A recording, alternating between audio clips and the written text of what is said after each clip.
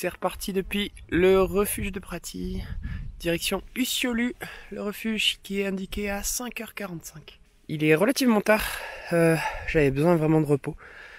Donc je me suis couché à 21h30 et puis debout que à 6h15, 6h30. Et ça fait vraiment du bien, vu qu'aujourd'hui c'est une étape simple. Je devrais arriver relativement tôt pour pouvoir au moins sécher la tente qui a pas mal condensé cette nuit. Allez, on est parti, trop bien.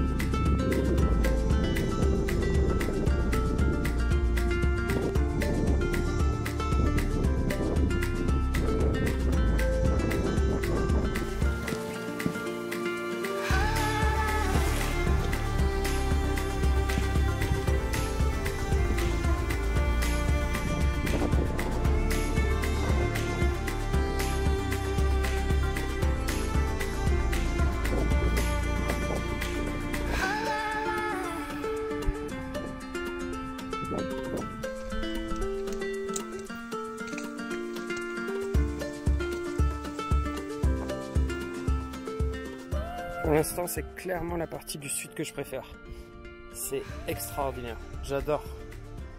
Entre les animaux, les fleurs, le paysage et la mer qu'on voit là, de l'autre côté du coup, enfin, c'est exceptionnel.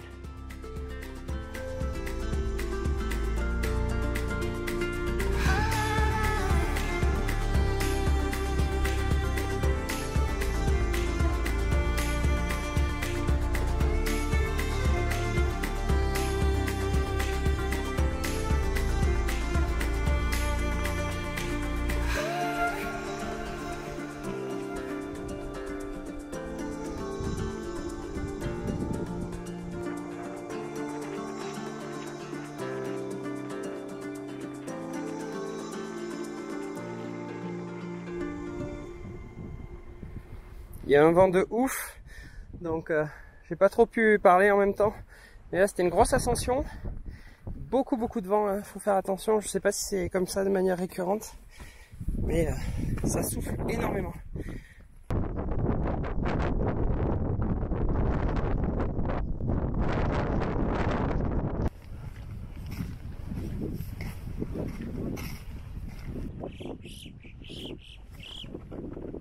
Ah ouais, il se régale.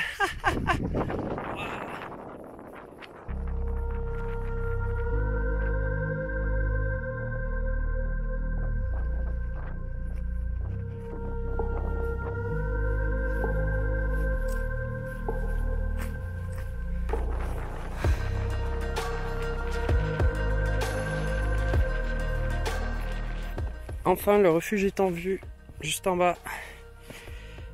Ah, c'est pas trop tôt là, j'ai les jambes en compote. Surtout avec le vent qu'il y a eu. Vous avez vu les vidéos précédentes, ça envoyait. Hein. Il y avait les chocards qui s'envolaient dans tous les sens, ils se régalaient. Et là, j'ai plus beaucoup de jambes, donc il me tardait d'arriver.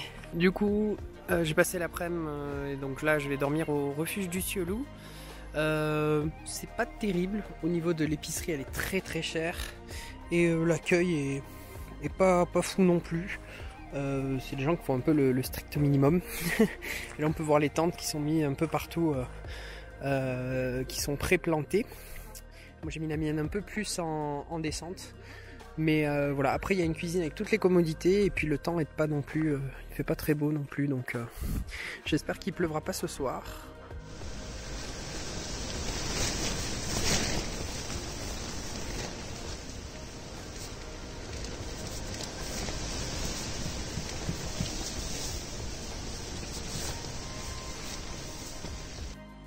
Allez, encore une nouvelle journée, cette fois-ci dans le sud de la Corse. Et je vais faire une double étape, mais en passant par une variante pour rejoindre Asino. Alors, cette variante, en fait, ça correspond à l'ancien sentier historique d'il y a à peine quelques années. Et ils ont décidé de rajouter une étape parce que elle était considérée comme un peu technique ou En tout cas, ça allait pas pour le chemin, donc ils ont préféré la changer. Juste un petit point sur la nuit dernière qui a été catastrophique. Il y avait des rafales, mais de malades sur le campement, et ça a été très difficile de dormir pour beaucoup d'entre nous. Vraiment beaucoup de rafales, et j'ai vraiment eu peur que la tente s'envole à un moment, mais ça va, ça a tenu le coup. Mais il y a les rochers que j'avais placés pour la bloquer, on sautait et tout, enfin, c'était n'importe quoi. Donc on se fait un peu peur des fois le soir, mais c'est aussi ça l'aventure, quoi.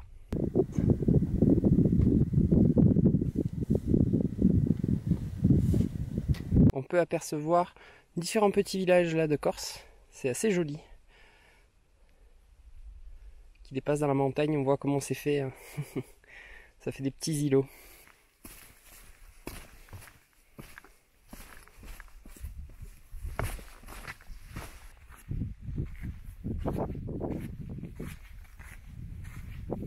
Je viens d'arriver sur ce plateau désertique. C'est très étrange. Le sol là c'est du sable, donc c'est pas mal pour progresser. Ok, j'arrive à un fameux croisement où il faut faire attention parce que depuis 2021, si je dis pas de bêtises, ils ont rajouté une étape ici même pour rejoindre Matalza. Ici il y a le panneau qui indique que pour aller à Matalza c'est bien par là. Et ça se passe au col de l'Agnone, donc Bocca di Lagnone. Et en gros, vous avez un panneau ici avec écrit variante fermée.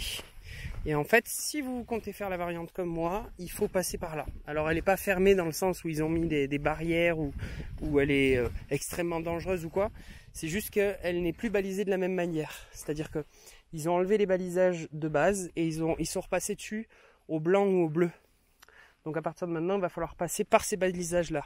Donc voici à quoi ça ressemble les effacements de balisage. Donc vous voyez, il va falloir être prudent, bien regarder partout pour être sûr de ne pas se tromper d'endroit.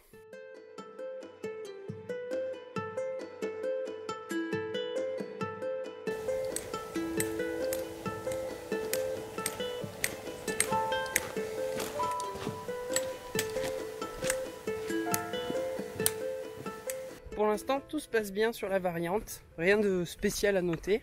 C'est un chemin très facile d'accès pour le moment. Et on verra à mi-parcours, je pense que ça sera peut-être un peu plus difficile. Mais pour l'instant, tout va bien. Incroyable. Des chevaux, je crois que on dirait vraiment des chevaux sauvages pour le coup. Avec le poulain juste après. Ouah, c'est fou. Ah, il est trop beau. Oh,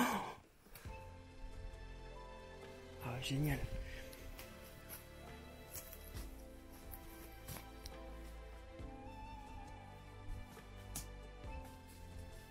Je suis toujours les traces de l'ancien GR. Vous voyez l'ancien balisage. Et on arrive là sur une plaine magnifique. Et j'ai en plus téléchargé le tracé GPX. Donc si vous ne connaissez pas, moi j'utilise une application qui s'appelle GPX Viewer. Qui est dispo sur le Play Store. Et depuis cette application, on peut télécharger des tracés GPX. En fait, il faut aller sur Google, taper GPX. Donc là, aujourd'hui, j'ai tapé GPX Ucciolu Asino. Et j'ai regardé les différentes traces qui étaient proposées. J'en ai téléchargé une. Et après, je l'ai ouvert avec GPX Viewer. Et en fait, même si vous êtes en mode hors ligne, il suffit d'avoir juste mis le GPS. Et vous pouvez suivre votre trace. Donc c'est ça qui me permet aussi de partir confiant et serein, c'est que la trace, il la trouve toujours, même en mode hors ligne. Donc ça c'est bien. Je me faisais la réflexion que j'avais pas vu des cochons sauvages alors qu'ils disaient qu'il y en avait sur l'île. Ben, ils sont là, hein. Il y en a une grosse partie ici.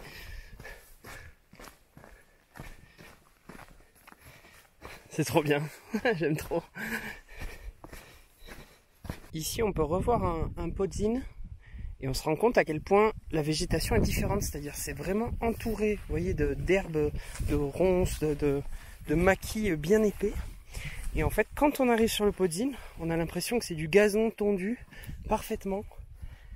C'est très étrange hein, comme végétation, j'avais jamais vu ça de ma vie. Je suis à Cossionu, qui est un des plus grands plateaux, si ce n'est le plus grand plateau de Corse, dans la montagne. Donc c'est assez chouette, on voit loin, c'est tout plat et on est bien là.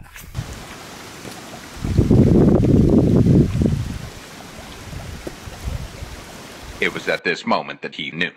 He fucked up.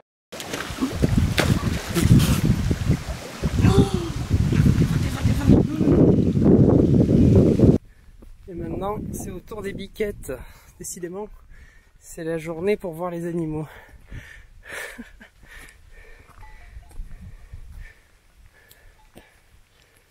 Je suis en train de faire la montée du Monte Incudine, qui apparemment est le plus haut sommet de la Corse du Sud. Et ça, ce n'est que sur la variante. Si on passe par Matalza, ça va éviter de passer par la montée.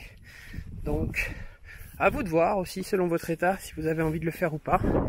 Mais ça doit quand même être sympa. En tout cas, je vais vous montrer les images.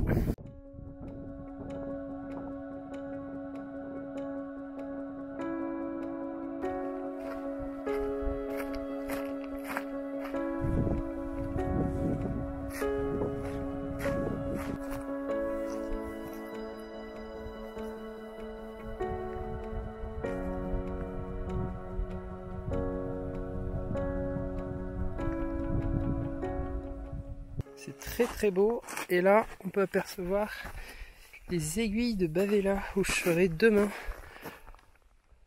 pour l'avant-dernière journée, et après il faudra rejoindre Porto Vecchio, enfin Conca pour la fin du GR, et ensuite Porto Vecchio. Je pense que c'est ce qu'on voit au bout dans la baie là-bas, avec la vue sur l'eau, c'est magnifique. Maintenant que je suis bien arrivé, il reste plus qu'à descendre jusqu'au refuge. Enfin plus qu'à, c'est quand même 500 mètres de dénivelé négatif. Effectivement, on voit bien le refuge, mais il n'est pas de ce côté. Moi je pensais qu'il était en face. En fait, il est en bas. Juste ici. Là, en tout petit. Allez, c'est parti pour 500 de démoins maintenant.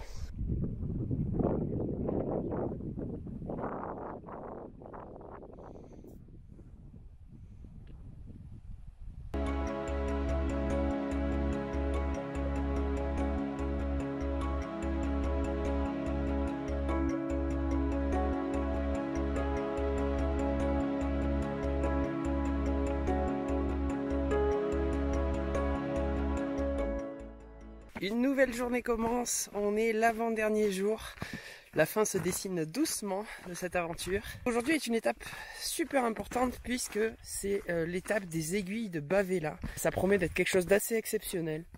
Il faut le faire que quand il ne pleut pas, et on a de la chance, c'est que voilà, il a plu les 2-3 derniers jours par intermittence, et aujourd'hui il fait beau. Le sentier classique ne passe pas par les aiguilles mais par le pied des aiguilles de Bavela, alors que nous on va passer directement par les aiguilles et ça a l'air magnifique. J'ai dormi au refuge d'Assino. Faut savoir que c'est un refuge qui est assez précaire et assez rustique dans sa conception. Il n'y a pas d'endroit où s'abriter à part un petit container dans lequel on a daigné nous ouvrir. Mais les conditions sont un peu compliquées pour être là-bas. Et apparemment à 1 heure d'ici, il y a une bergerie. Je vous conseille de tirer jusqu'à la bergerie, vous serez bien mieux reçus, accueillis. Vous aurez toutes les commodités, ça sera plus simple, je pense, pour vous. Allez, je viens de m'engager sur la variante alpine. Et donc maintenant c'est les 2 traits jaunes qu'il faut suivre. Après 1h15 de marche à peu près. C'est parti pour les aiguilles.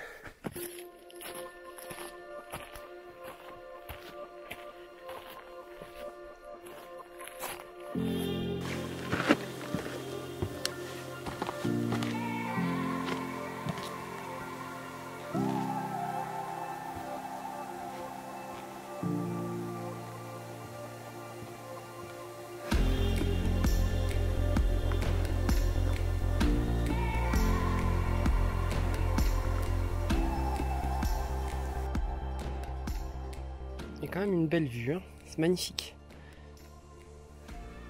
Avec les forêts de sapins. Vous n'êtes pas prêts à ce que je vais vous montrer. Regardez-moi ça.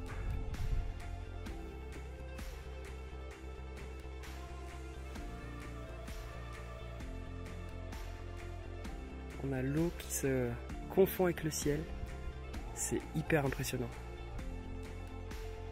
Et la suite des aiguilles est par là. Ça a l'air tout aussi incroyable. J'avoue, c'est très beau. J'ai eu peur que ce soit que la toute première partie là, ce que je venais de vous montrer juste avant. Et en fait, il y en a plus, quoi.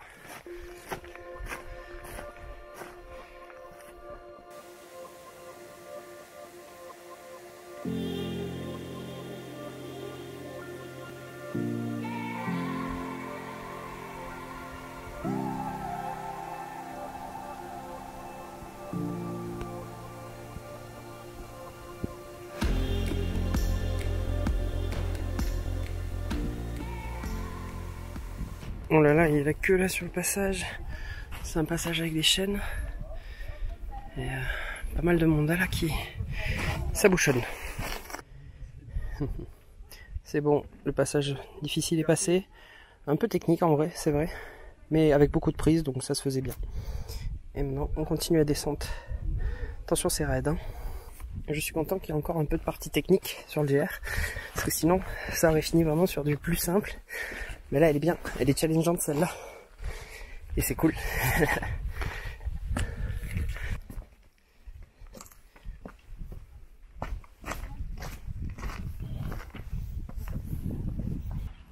Ça fait vraiment des visages dans la roche, là. C'est assez impressionnant. Et on va en bas. Eh bien, je dois dire que ça casse bien les pattes, cette descente. Et en plus, il y a beaucoup plus de monde que sur le chemin classique là du GR. Je pense qu'elle est très connue, cette randonnée. Du coup, ça ramène beaucoup de familles aussi. Fin de la variante. Le refuge de Paliry, là où je dois arriver, est à 2h. Et Conca, notre terminus demain, 7h. On approche vraiment de la fin là. Mais là, on va aller manger à Bavela, qui normalement est pas très loin. Comme ça, dans l'après-midi, il n'y aura plus que 1h30, 1h45 pour rejoindre Paliry. Je viens de manger à Bavela, du coup, une petite pizza. C'était bon, mais par contre, il y a beaucoup de monde d'un coup. C'est le dépaysement, mais inversé. C'est-à-dire, ça fait 10 jours que tu vois que des randonneurs et que des gens qui vivent un peu à l'arrache pendant 10 jours. Et puis d'un coup, tu as accès à toutes les voitures, un immense parking, beaucoup de monde.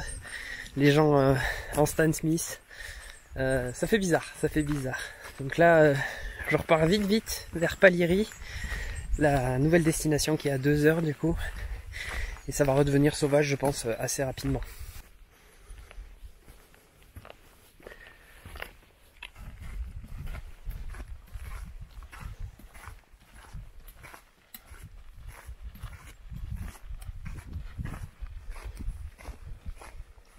Arrivé au refuge de Paliry. C'est tout pour aujourd'hui. Allez, demain, dernière journée.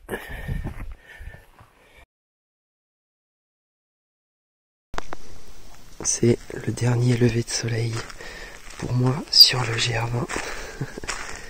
C'est magnifique avec la vue sur la mer. Incroyable. La montagne. Trop beau.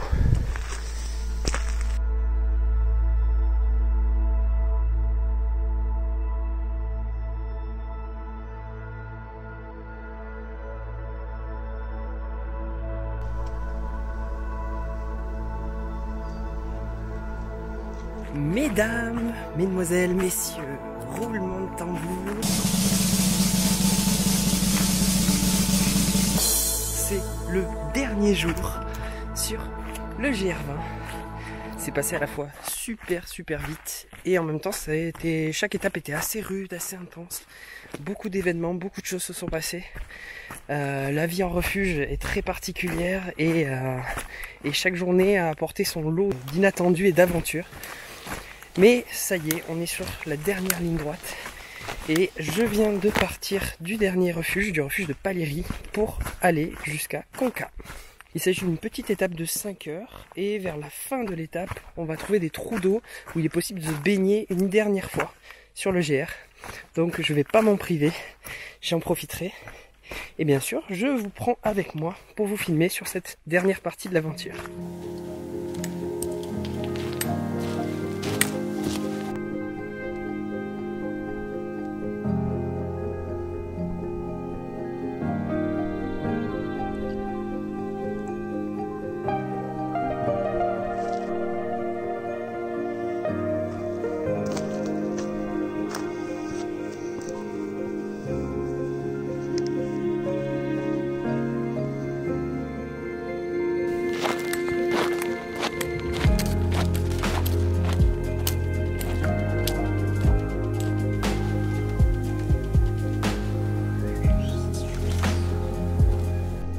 Allez, j'ai trouvé les trous d'eau, on va pouvoir se baigner un peu.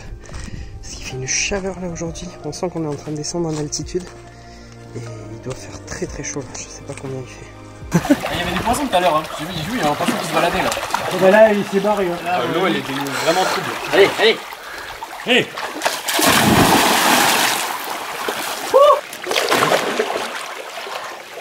C'est juste le passage des épaules qui fait bizarre. Ouais, il y a le passage Le PDC, le fameux.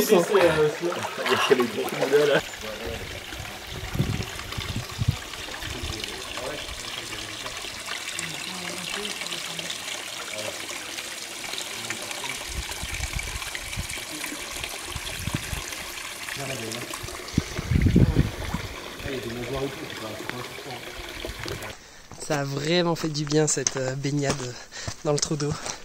C'était trop bien. On est reparti, il reste moins de 5 km. C'est presque la fin. On s'accroche, on s'accroche.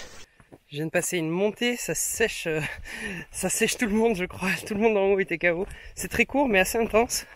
Puis maintenant il n'y a plus que de la descente. Il doit rester moins de 50 mètres de D+. Et après là c'est que de la descente.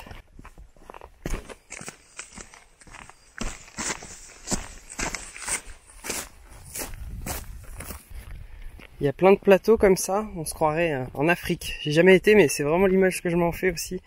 C'est ces grosses plaques et ces arbres qui font vraiment baobab, comme je disais au début du parcours. Il y a maintenant 8 ou 9 jours.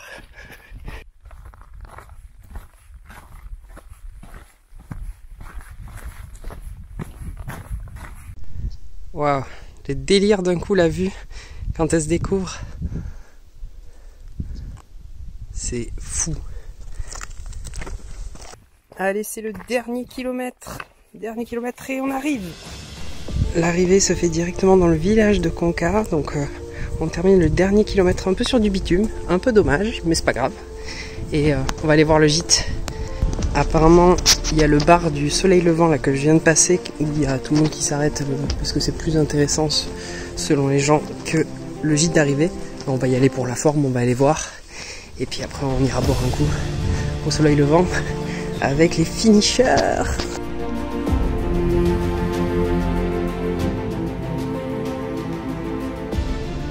Ça y est, je suis arrivé au gîte de la Tonnelle qui signe la fin de ce GR20. Je suis super content d'avoir fini comme ça. Et puis maintenant je vais juste aller boire un verre avec les finishers pour fêter ça, parce qu'on se suit depuis un petit moment.